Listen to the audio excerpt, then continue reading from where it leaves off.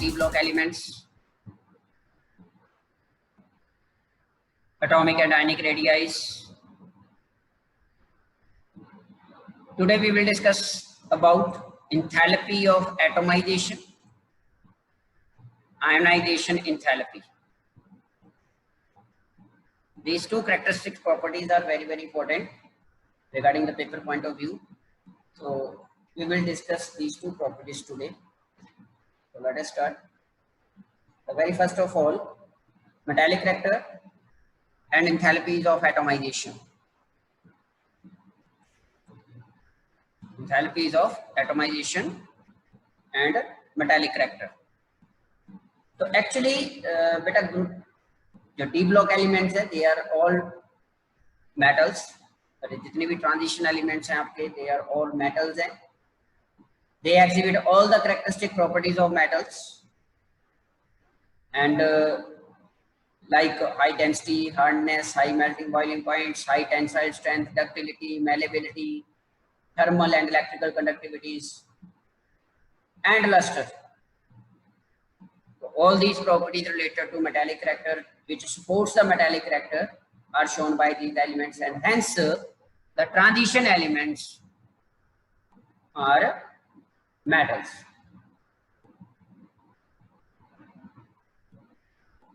All the elements of D block, with certain exceptions like zinc, cadmium, mercury, these three are soft in nature, but mercury, you know, that is the only metal which exists in the liquid state. But others are much harder, less volatile and brittle than those of S block elements. And as we already discussed, they have different close packed structures. Metallic lattices are different for different elements, like they have simple hexagonal close packed structures, cubic close packed structures, or body centered cubic close packed structures, etc.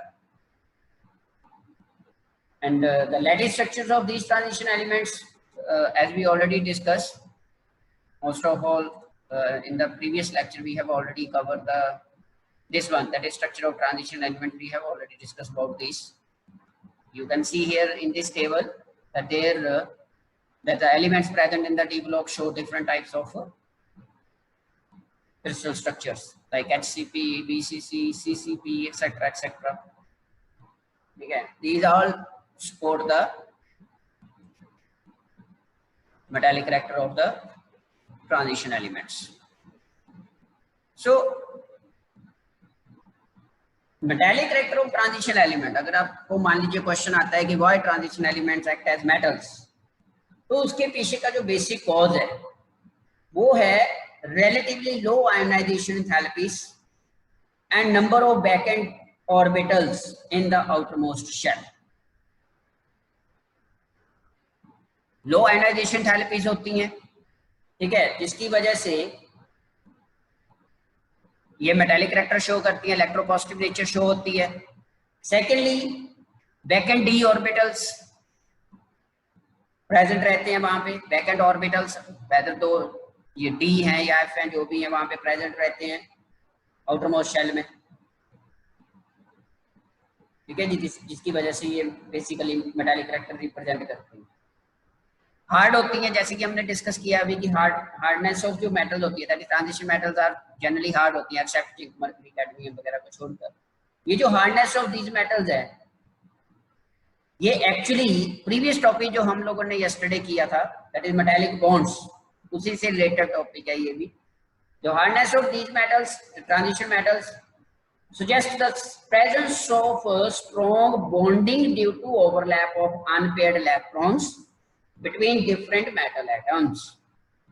जैसा कि हम लोगों ने कल last lecture में discuss किया था कि जितने ज्यादा unpaired number of electron present रहेंगे डी सब शेल में, मेटालिक बॉन्ड उतना ही ज्यादा स्ट्रॉन्गर होता जाता है. तो सेम थिंग यहाँ पे भी वही है. तो जो हार्डनेस होती है, that is also due to the overlap of unpaired electrons between the different metal atoms. So hence आप कह सकते हो कि these element exhibit high enthalpies of atomization, क्योंकि मेटालिक बॉन्डिंग स्ट्रॉन्ग है वहां पे, ठीक है. तो जिसकी वजह से जो enthalpy of atomization, what do you mean by enthalpy of atomization? Enthalpy of atomization is simply the amount of energy required to break 1 mole of metallic bond present between two metal atoms. So enthalpy of atomization important factor रहता है in determining the standard electrode potential, जो next properties आपकी arise होती हैं. Standard electrode potential, ठीक है, और इसके अलावा the next जो रहती है उस केस में वो ionization enthalpy factor भी बीच में काउंट हो जाता है उस केस में. बट एंथैल्पी ऑफ एटमाइजेशन की जो टेंडेंसी है दैट इज जनरली ये जो एलिमेंट्स होते हैं ट्रांजिशन एलिमेंट्स होते हैं they have high enthalpies of atomization होती हैं इनकी, जैसा कि आप यहाँ पे ग्राफ में देख रहे हो. दिस ग्राफ ये जो है ये variation of enthalpies of atomization है बेटा of D block elements, first transition series, second transition series and third transition series. ठीक है जी, आप देख सकते हो यहाँ पे वेरिएशन किस तरह से हो रही है. जनरली क्या रहता है, जनरल पॉइंट ऑफ व्यू से रिलेटेड ओवरऑल जितने ज्यादा नंबर ऑफ अनपेड इलेक्ट्रॉन्स रहेंगे डी सबशेल में, मतलब डी इलेक्ट्रॉन जितने ज्यादा अनपेड रहेंगे, आपको पता है मेटालिक बॉन्ड उतने ज्यादा स्ट्रॉन्गर एंड स्ट्रॉन्गर होते जाते हैं. ठीक है, greater the number of unpaid D electrons greater will be the number of bonds and therefore greater will be the strength of these bonds, and hence you can say that higher will be the enthalpy of atomization. Simple सी बात है, आप यहाँ पे observe कर सकते हो इस ग्राफ को. पहले क्या कर रहा है, राइज कर रहा है, उसके बाद डिक्रीज कर रहा है, फिर थोड़ा सा increase, after that totally decrease कर जाता है. सभी सीरीज में, चाहे हम फर्स्ट सीरीज की बात करें, सेकंड की बात करें या थर्ड ट्रांजिशन सीरीज की बात करें, जिसकी मर्जी कर लें, सभी में एक जैसा ही ट्रेंड ऑब्जर्व हो रहा है. तो इसके पीछे का कारण वही है जो हम लोगों ने बेटा लास्ट लेक्चर में भी डिस्कस किया था, that is as we move from left to right in a particular d series, चाहे हम फर्स्ट ट्रांजिशन सीरीज में मूव कर रहे हैं या सेकंड में मूव कर रहे हैं, होता क्या है, नंबर ऑफ अनपेड इलेक्ट्रॉन जो रहते हैं वो इंक्रीज करते हैं 1 to 6. अनपेड इलेक्ट्रॉन पहले 1 to 6 इंक्रीज करते हैं, जैसे क्रोमियम का केस हमने डिस्कस किया था. तो 3d5 4s1 हो जाते हैं, तो total number of unpaired electrons क्या रहते हैं, 6 अनपेड इलेक्ट्रॉन्स प्रेजेंट हो जाते हैं उस केस में, मतलब 5 इन द डी इलेक्ट्रॉन्स जो रहते हैं वो 5 के 5 जो रहते हैं वो अनपेड रहते हैं. So the number of unpaired electron increase from 1 to 6. उसके बाद क्या होता है, देन डिक्रीज टू 0. उसके बाद पेयरिंग स्टार्ट हो गई, नंबर ऑफ इलेक्ट्रॉन कम होने शुरू हो गई, जिसकी वजह से ये वाली वेरिएशन आने अराइज हो जाती है. दिस वन, ये वाली जो decrease in enthalpy of atomization, तो लास्ट में जाके वो बिल्कुल नीचे चली जाती है. ठीक है जी, और यही कारण है कि आपकी जो बेसिक कॉज रहता है एंथैल्पी ऑफ एटमाइजेशन का वेरी करने का as we move from left to right in a particular series, तो उसके पीछे का जो बेसिक कॉज है वो यही है, number of unpaired electron in the D subshell. आप ये बोल सकते हो बात.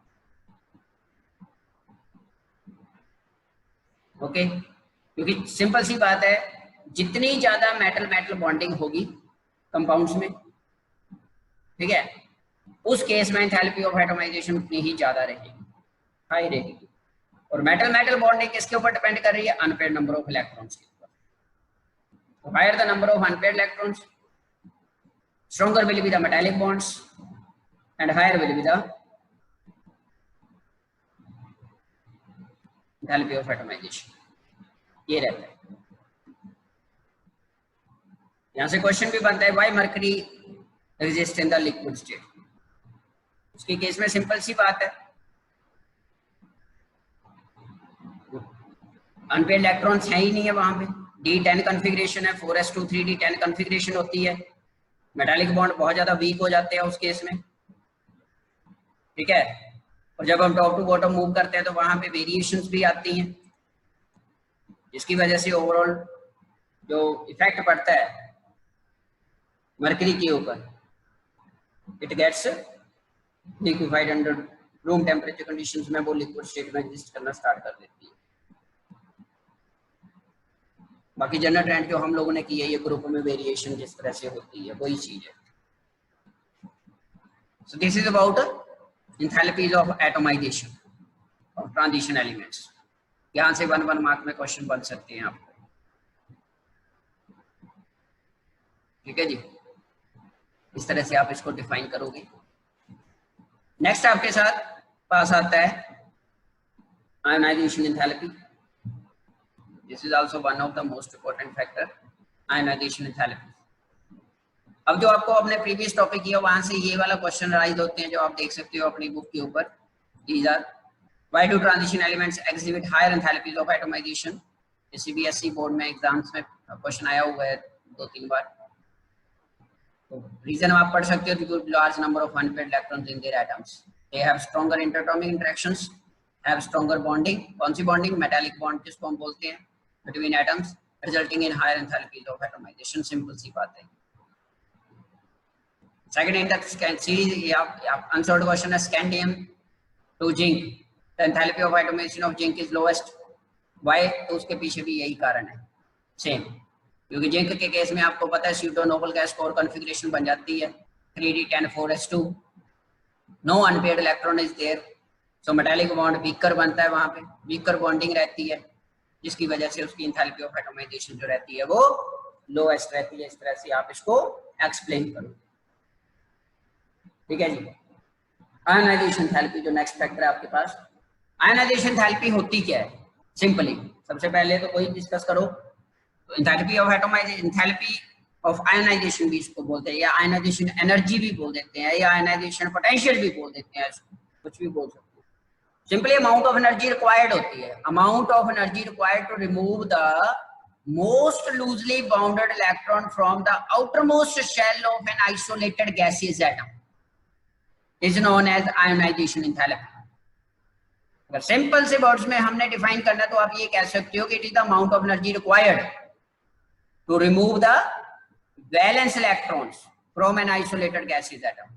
एक आइसोलेटेड गैसियस एटम के वैलेंस शेल में से इलेक्ट्रॉन को रिमूव आउट करने के लिए जो अमाउंट ऑफ एनर्जी चाहिए that is known as ionization enthalpy. Simple. अब डी ब्लॉक एलिमेंट्स के केस में क्या होता है? जनरल ट्रेंड ऑफ हमेशा माइंड में रखना है. As we move left to right nuclear charge goes on increasing. जो इफेक्टिव न्यूक्लियर चार्ज होता है वो इंक्रीज करता जाता है जिसकी वजह से एटॉमिक साइज डिक्रीज करता जाता है और आयोनाइजेशन एंथैल्पी जो रहती है वो इंक्रीज करती जाती है. और इसी वजह से जो मेटालिक करैक्टर है लेफ्ट टू राइट वो डिक्रीज करता जाता है उस केस में. मेटालिक करैक्टर, इलेक्ट्रोपॉजिटिव करैक्टर जिसको आप बोलते हो, उसके पीछे का बेसिक कॉज क्या है? Increase in the effective nuclear charge on the valence electrons. क्योंकि शेल सेम रहता है वो, बाकी सारे के सारा कंसेप्ट जो आपका बेसिक है वो तो हम +1 में करके आए हैं. चैप्टर नंबर 3 में आपका क्लासिफिकेशन ऑफ एलिमेंट्स में आपने प्रॉपर्टीज डिस्कस की थी, वही वाला केस है सारे का सारा. ठीक है जी. तो इस केस में अब यहां पे अगर हम बात करें आयनाइजेशन एंथैल्पी की डी ब्लॉक एलिमेंट्स के केस में, तो उस केस में आप बेशक नोट कर सकते हो जो first ionization enthalpy of D block elements की वो हायर रहती है than those of H block elements. Reason बड़ा सिंपल सा है. कारण left to right ionization enthalpy increases. ठीक है जी. Increase in ionization enthalpy along each series of the transition element from left to right. कारण reason increase in the nuclear charge and decrease in the size, जो general trend है ही है उसके. लेकिन यहां पे खासियत क्या है कि जो वेरिएशन है यहां पे लिखा हुआ है ना, हाउएवर मैनी स्मॉल वेरिएशंस अकर. जो आपने अभी अब टेबल था यहाँ पे, टेबल के ऊपर चलते हैं. दिस वन, यहाँ पे आप आयनाइजेशन एंथैल्पी देख सकते हो बेटा. ये है फर्स्ट आयनाइजेशन एंथैल्पी की बात हो रही है, फर्स्ट ट्रांजिशन सीरीज की बात हो रही है. आप यहां से ध्यान से ऑब्जर्व करोगे स्कैंडियम की first ionization enthalpy 631 kilo joule per mole होती है. टाइटेनियम की 656 हो गई, लेकिन वेनेडियम में कम हो गई, 650 हो गई. फिर क्रोमियम में फिर से बढ़ गई, वो 653 होगी. मैग्नीज में बढ़ गई 717, 762, फिर डिक्रीज कर गई. कोबाल्ट में जाके फिर डिक्रीज कर गई, 758 आ गई. वो निकल में और ज्यादा डिक्रीज कर गई, 736 आ गई. कॉपर के केस में थोड़ी सी इंक्रीज कर गई, 745, और जिंक के केस में तो हाई होगी. तो जिंक का केस तो चलो ये तो अंडरस्टूड ही है, क्योंकि वहां पे बैलेंस शेल जो रहता है वो ऑलमोस्ट कंप्लीट हो जाता है उस केस में, pseudo noble gas core configuration बन जाती है, जिसकी वजह से इसकी फर्स्ट आयनाइजेशन थेरेपी जो है वो हाईएस्ट ही रहेगी इन द सीरीज। लेकिन जो बीच में आप वेरिएशन देख रहे हो, जैसे ये वाली वेरिएशन, चलो ये तो आपके पास जनरली हो गया 631 656 इंक्रीज कर गई, लेकिन यहाँ पे ये डिक्रीज कर गई आगे, अब फिर इंक्रीज कर गई, ठीक है, उसके बाद 716 इंक्रीज हो रही है, फिर 762, लेकिन यहाँ पे आके फिर से डिक्रीज कर गई, थोड़ा सा स्लाइट डिक्रीज आ गया, आगे और ज्यादा डिक्रीज कर गई, जबकि होनी क्या चाहिए, इंक्रीज होनी चाहिए, लेफ्ट टू राइट इंक्रीज करनी चाहिए आयनाइजेशन थेरेपी, क्योंकि इफेक्टिव न्यूक्लियर चार्ज बढ़ता जाता है। तो इसके पीछे जो वेरिएशन है उसके पीछे का कारण क्या है, what is the cause behind this variation, ये मेन पॉइंट ऑफ डिस्कशन, ठीक है जी। तो इसमें अपने ध्यान से बेशक नोट कर सकते हो आप, जो increase in ionization therapy along a given transition series, उसके पीछे का कॉज जैसे कि मैंने आपको ऑलरेडी बताया है, it is just because of the increasing nuclear charge, because of which the valence electron gets start attracting towards the nucleus strongly, जो वैलेंस इलेक्ट्रॉन क्लाउड होता है वो स्ट्रांगली अट्रैक्ट करना स्टार्ट कर देता है विद ग्रेटर फोर्स के साथ, with increase in effective nuclear charge, and hence ionization therapy जो रहती है वो इंक्रीज करती है। बट होता क्या है, कल भी आप लोगों को के साथ हम लोगों ने डिस्कस किया था मैंने, कि ट्रांजिशन एलिमेंट्स में सबसे ज्यादा वेरिएशन क्यों आती है, क्योंकि यहाँ पे n-1d में इलेक्ट्रॉन एंटर करते हैं बेटा,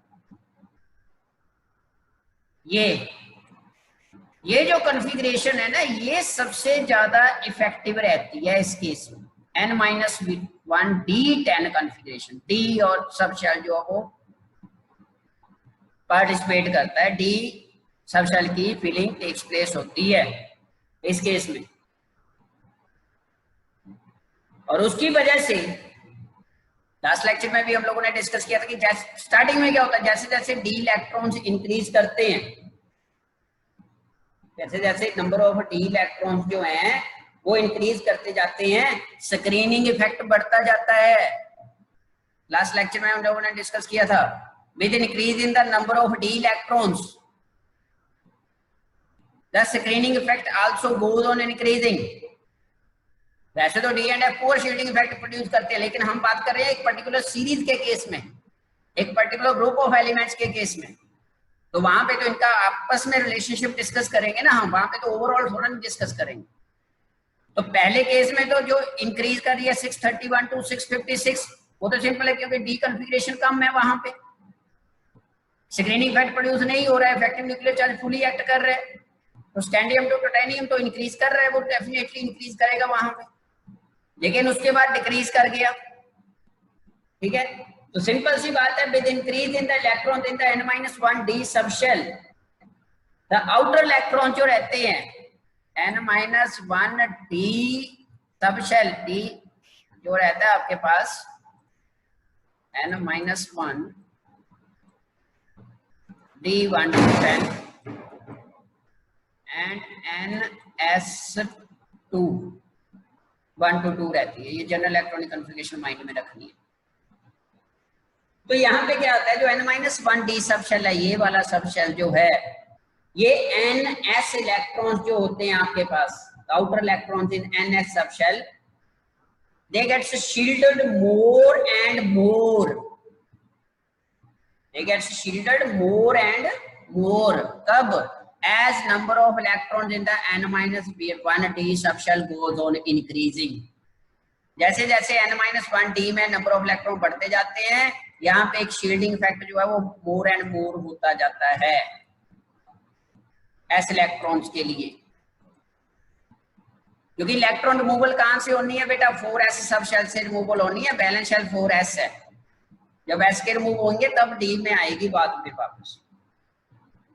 So thus the effect of increasing nuclear charge is opposed by the additional screening effect, उसको अपोज कर रहा है न्यूक्लियर चार्ज की इन्फ्लुएंसी को, कम कर रहा है उसकी इफेक्ट को of the nucleus, and hence क्या हो गया, ionization enthalpy increases from left to right but quite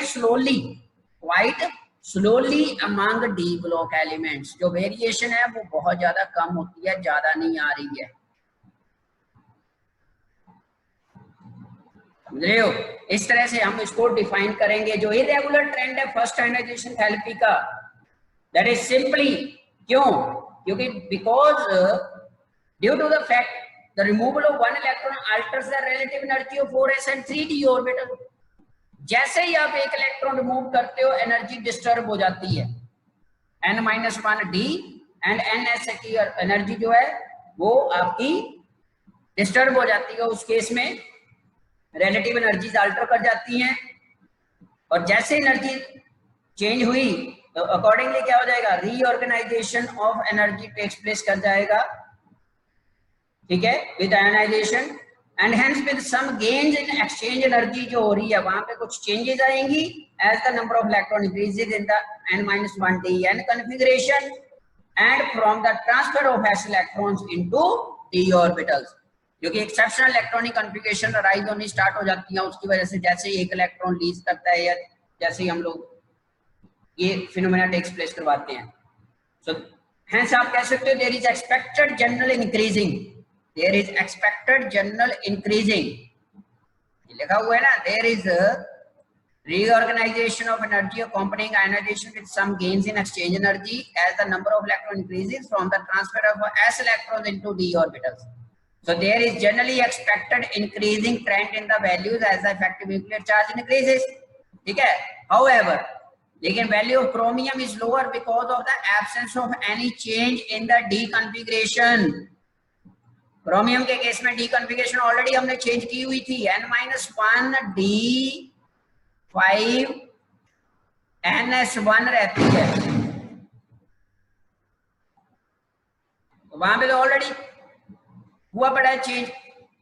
तो chromium is because of the absence of any change in the D configuration, D configuration change नहीं हुई है एक electron remove करने के लिए, डी कॉन्फ़िगरेशन स्टेबलाइज रह रही है वहां। And value of zinc higher because it represent ionization from 4s level, वहां पे 4s लेवल से आयनाइजेशन हो रही है। लोवेस्ट कॉमन ऑक्सीडेशन स्टेट जो रहती है इन मेटल्स की पॉजिटिव 2 रहती है, जो M2 पॉजिटिव आयंस बनते हैं गैसेस एटम्स, इसकी वजह से sum of first second energies is required in addition to the enthalpy of atomization for each element. वहां पे थर्ड फैक्टर भी आ जाता है, दैट इज द और जो एंथैल्पी ऑफ एटमाइजेशन हम रहते हैं। तो डोमिनेंट टर्म जो रहती है इस केस में, सेकंड आयनाइजेशन एंथैल्पी के केस में, that is D5 and D10 configuration of M positive ions and that's disrupted with considerable loss of exchange energy। मतलब ओवरऑल इस फैक्टर को जब एक्सप्लेनेशन दे रहे हैं हम लोग, तो यहाँ पे एक जो कॉमन फिनोमेना टेक्स प्लेस होके आ रहा है वो है exchange energy, exchange energy factor जो है आपके पास, ठीक है। उसके विद रिस्पेक्ट टू हम लोग ये डिस्कस कर सकते हैं।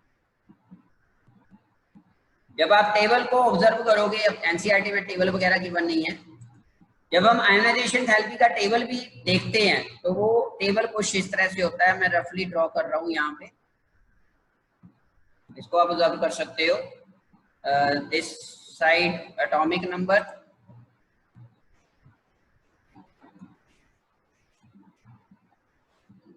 And along this side ionization enthalpy.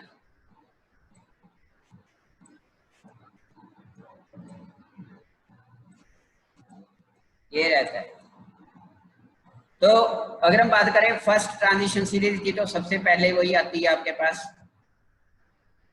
ऐसे रहता है ये, यहाँ पे 500 के आसपास से स्टार्ट करते हैं इसको, 500, ठीक है, फिर 600, देन 700, 8, 9,000 तक ऐसे चलता है।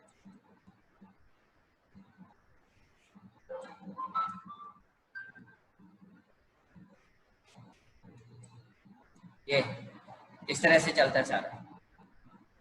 तो यहाँ पे जो वेरिएशन आ रही है ये ऐसे आती है, पहले आयनाइजेशन एंथैल्पी जो है वो थोड़ी डिक्रीज करती है ऐसे, ठीक है जी, फिर यहाँ पे कॉन्स्टेंसी हो जाती है, यहाँ पे आपके पास वैनेडियम है ये, यहाँ पे टाइटेनियम है, फिर आगे चलेंगे, यहाँ पे आपके पास क्रोमियम आ गया, फिर ये एकदम से राइज कर जाती है, फिर मैग्नीज, फिर मैग्नीज के बाद आयरन, आयरन के बाद कोबाल्ट में थोड़ा सा डिक्रीज होता है, तो कोबाल्ट के बाद फिर निकल तक थोड़ी सी डिक्रीज होती है, फिर निकल से कॉपर में थोड़ी सी इंक्रीज कर जाती है और जिंक में हाई इंक्रीज हो जाती है। ये फर्स्ट ट्रांजिशन सीरीज की बात हो रही है।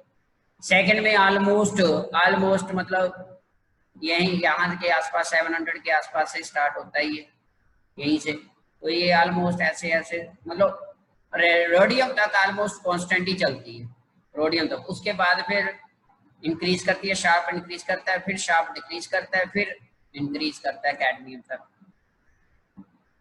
और इसी तरह से हाफेनियम के केस में 800 के आसपास वो जो वैल्यू है वो वेरी करती है, पहले कांस्टेंट ही रहती है रेनियम तक, उसके बाद ओस्मियम, फिर रेडियम, फिर प्लेटिनम में थोड़ी सी डिक्रीज कर जाती है, फिर उसके बाद इंक्रीज कर जाती है। तो आप यहाँ पे ओवरऑल देख सकते हो, ये जो ग्राफ आप देख रहे हो यहाँ पे कुछ ज्यादा वेरिएशन नहीं हो रही है, बहुत ज्यादा राइज नहीं कर रही है आयनाइजेशन थेरेपी, जैसे हमने प्रीवियस केसेस में डिस्कस किया, एटॉमिक साइज वगैरह, एंथैल्पी ऑफ एटमाइजेशन, वहाँ पे तो बहुत ज्यादा वेरिएशन आ रही, कर्व बहुत स्ट्रॉन्ग बन रहे थे, डीप कर्व बन रहे थे, लेकिन यहाँ पे ऐसा नहीं है इस केस में। ठीक है जी, तो ये सारे का सारा जो कॉज रहता है, ये सारा n-1 डी कॉन्फ़िगरेशन की वजह से ये जो है वो अनोमलस बिहेवियर जो है वो प्रोड्यूस होता है उस केस में। तो यहाँ से जो क्वेश्चन बनते हैं, जैसे chromium and copper have exceptionally high ionization enthalpy values than those of their neighbours. ठीक है, कॉपर और क्रोमियम की बात करें तो हाई रहती हैं as compare to their neighbours. जैसे आपके पास यहाँ पे देख सकते हो, ये क्रोमियम है, दिस इज क्रोमियम, और ये आपका कॉपर है। तो इसके जिंक को तो एक्सेप्शन छोड़ दो, तो यहाँ पे ये है आपके पास कॉपर निकल, और यहाँ पे क्रोमियम की बात करें तो क्रोमियम और वैनेडियम के साथ देखिए आप, इन दोनों के साथ तो ये एक्सेप्शनल बिहेवियर आ रहा है वहां पे। ये जस्ट किसकी वजह से, extra stability of half filled and completely filled D orbitals की वजह से, extra stability of half filled and completely filled D orbitals. Chromium के केस में 3d5 रहती है, एक्स्ट्रा स्टेबिलिटी है, जबकि दूसरे केस में 3d10 हो जाती है।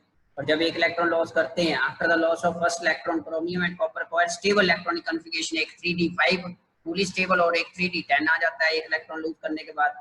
And the removal of second electron जो रहता है वो स्टेबिलिटी को डिस्टर्ब कर देता है, और रिमूवल ऑफ सेकंड इलेक्ट्रॉन उस केस में डिफिकल्ट रहता है। मतलब सेकंड इलेक्ट्रॉन को रिमूव करना वो वहां से बहुत ज्यादा डिफिकल्ट हो जाता है। उसके पीछे का कारण क्या है, रीजन क्या बनता है, स्टेबल इलेक्ट्रॉनिक कॉन्फ़िगरेशन से इलेक्ट्रॉन रिमूव करना है, जिसकी वजह से आइए देखिए आयनाइजेशन थेरेपी जो है सेकंड की बात हो रही है, ये बहुत ज्यादा राइज कर गई, यहाँ पे 1592 आ गई एज कम्पेयर टू अदर। देख सकते हो यहाँ पे जब कंपेयर करोगे दूसरों के साथ, स्पेशली वैनेडियम के साथ कंपेयर कर लो, और इधर आगे मैग्नीज के साथ कंपेयर कर लो, आयरन के साथ कंपेयर कर लो, सबसे ज्यादा है इसकी सेकंड।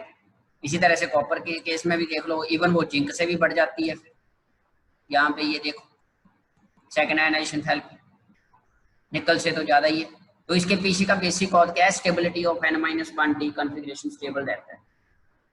ठीक है जी, सेकंड आयनाइजेशन थेरेपी जिंक की लो है, यहाँ पे ये सारे रीजनिंग क्वेश्चन बनते हैं बेटा, जिंक के एक्सेप्शनली लो है second ionization therapy, second ionization zinc is correspondingly low होती है यहाँ पे। कारण क्या है, क्योंकि आयनाइजेशन यहाँ पे अब removal of electron resulting stable 3d10 configuration में से जाने होते हैं।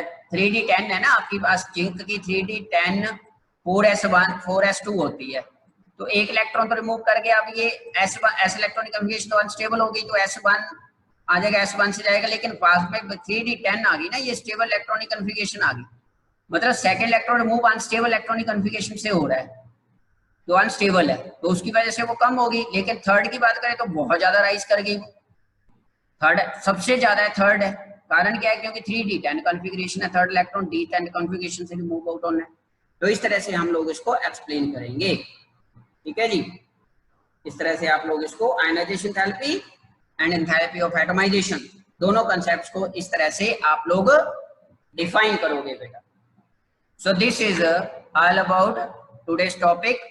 आप लोगों ने जनरल कैरेक्टरिस्टिक प्रॉपर्टीज डिस्कस की हैं, एटॉमिक साइज, इलेक्ट्रॉनिक कॉन्फिगरेशन पहले डिस्कस कर लिया था। Enthalpy of atomization, atomic and ionic radii, ionization enthalpy, melting and boiling points, ये सारे के सारे हम लोगों ने जो जनरल कैरेक्टरिस्टिक प्रॉपर्टी था डी ब्लॉक एलिमेंट्स की वो आप लोग डिस्कस कर चुके हो। ठीक है जी। अब हम लोग जो नेक्स्ट लेक्चर में जो डिस्कस करेंगे टॉपिक वो होगा ऑक्सीडेशन स्टेट्स। ठीक है। And after that we will start with the standard electrode potential values इस तरह से वेरी करती हैं।